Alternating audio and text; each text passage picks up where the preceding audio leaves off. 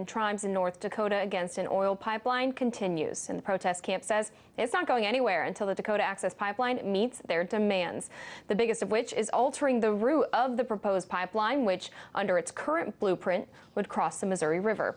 This creates concern with the Standing Rock Sioux tribe that their only source of water could be destroyed. They were convinced the pipeline carrying crude oil underneath the Missouri River would one day leak, poisoning the drinking water of millions downriver. This is too much of a risk to the drinking water, to the thousands of people of the Standing Rock Sioux Nation. Too much of a risk for the sacred sites all along that route in this area.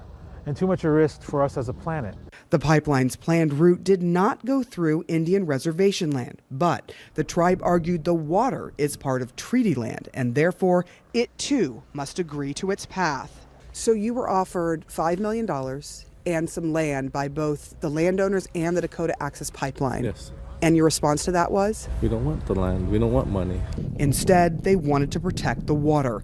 This is a very peaceful demonstration, but if need be, our people have been sitting in these reservations, and it is terrible, and it's time for these injustices and atrocities to come about, and we've been pretty humble, meek people all this time kind of taking all of it, and then all of a sudden they just decide to mess with the water. When technology fails, there are no limits to what our grandfathers can do when they take over.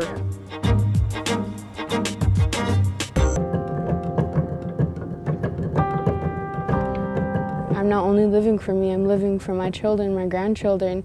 I'll be able to say to them that I fought for you, that I laid down my life for you, that I loved you so much, that I stood against all odds, and I fought for your life, and I fought for your water to make sure that you were okay. That's a statement against you will live with that.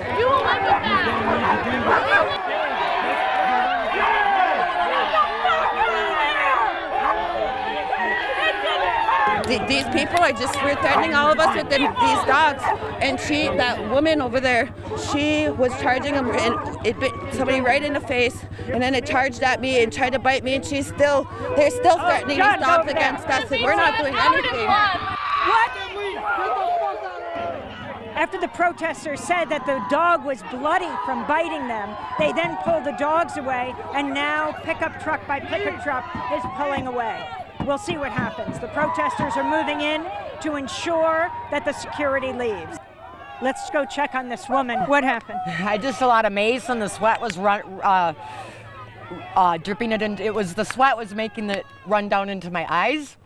I had my glasses on, and that spared me the brunt of it, but then the sweat started putting it in. How are you doing? I'm great. What's your name? Raina Crow. And what do you think you've accomplished today? I hope we've accomplished letting Enbridge know that the people of this nation and the people of this world, tribal or otherwise, have withdrawn their social license to pollute water, and that they need to find an honest, nonviolent way to make a living. Where are you from? Duluth, Minnesota. I don't know more Duluth.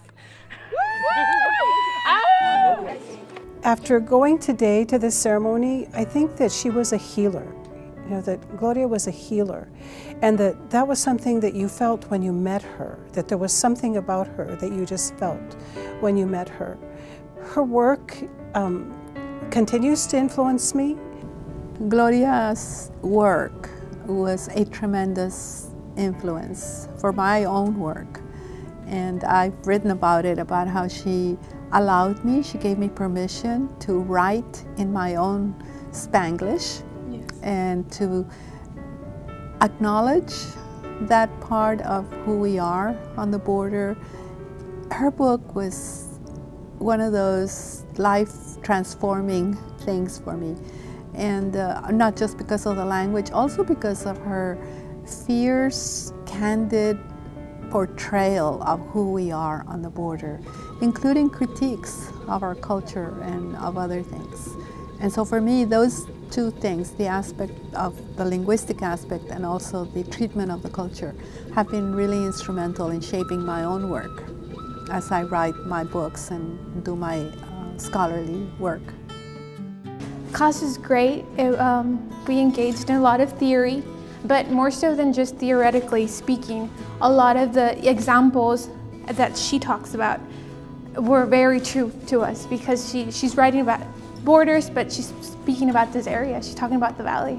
And so a lot of us could identify with what she was writing about. It was like reading our lives in a book that's actually been published. So it was great. It was a great experience. First of all, I just want to thank the camp for being able to mobilize so fast. Last time the people went out, the state police reacted with violence. They reacted with all their, military machines. So we went out, we stopped the construction for the day. The workers returned back to Mandan. The welders left the site. We were able to mobilize the whole camp. Probably at least 500 people or more left today, and we stopped DAPL for the day. And we went around our 20-mile boundary. We have a buffer zone, 20 miles on each side of the river. So today we drove around that boundary and made sure they weren't working within there. And we also stopped construction for the day peacefully. Nobody was arrested. There was no violence. No one went to jail. So it was a good day for the people today. Just one baby step. We shut down 5 sites today. 5. It's a beautiful day. No matter what, we always count our victories, and today, Dakota Access workers fled the scene because they saw the numbers that we had. And I want to thank everyone for your fighting warrior spirit, for coming here to protect sacred water, to remember it, for remembering your ancestors. You all, everyone here is a prayer answered by your ancestors. To protect the water. North Dakota's governor says the pipeline was 95% complete. The company was waiting on that final permit. It's not getting it. It seemed to be a blessing to the Standing Rock Sioux. What we see has never been seen before in the written history of our people. We have never known a time when non-Native American allies from around the country, around the world, have come here in the dead of winter to stand with us, to stand together, to call for a new day.